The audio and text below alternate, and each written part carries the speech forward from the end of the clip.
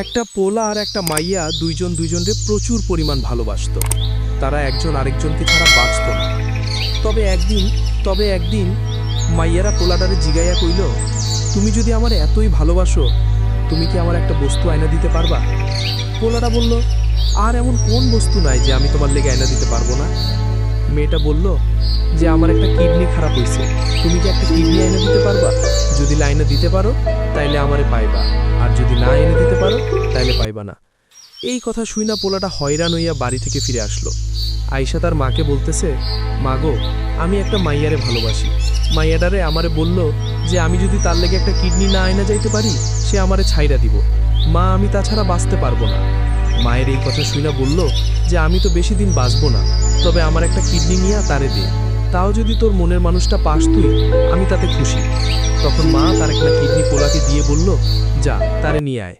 কিডনিয়া নিতিয়ে রাস্তার থেকে দৌড়ে দৌড়ে তার বাড়ির দিকে গেছে। যাওয়ার সময় হঠাৎ একটা পাথরের সাথে উষ্টা খাইয়া পইরা গেল। তার হাতের কিডনিটা নষ্ট হয়ে গেল। এখন চিন্তা করে, হায় রে, কি হইল, এখন কি আমার মনের মানুষটারে পামু? তো তারপর তার মনের মানুষটার বইলা গেল, যাইয়া বলল, তোমার লিগা কিডনি আনছিলাম, রাস্তার মধ্যে পইরা নষ্ট হয়ে গেছে। তখন তার মনের মানুষটা তাকে বলল যে তুমি সামান্য একটা কিডনি আনতে পারলে না, আমি কেমনেই তোমার সঙ্গে সারাটা জীবন কাটাবো। এই কথা শুই না পোলাটা কাঁদতে কাঁদতে বাড়ি থেকে আসলো। আয়শা মাকে বলে, মা, রাস্তার মধ্যে গেথে তোমার একটা কিডনি পইরা যায়া নষ্ট হয়ে গেছে, তাই আমি তারে যাইয়া বলছি, সে আমার এইভাবে তাড়িয়ে দিল। মা শুই না বলে, খোকারে, তুই তো আঘাত পাসনি পইরা যায়া। তখন ছেলেটা ভাবে, হায় রে ভালোবাসা, মান সম্মান ভালোবাসা কেউ দিতে পারে না। তার কিডনির চিন্তা না কইরা আমার চিন্তা করতেছে। তোমরা কেউ মাকে ফেলে দিও না, আমার মতো কেউ হয় না আপনজন।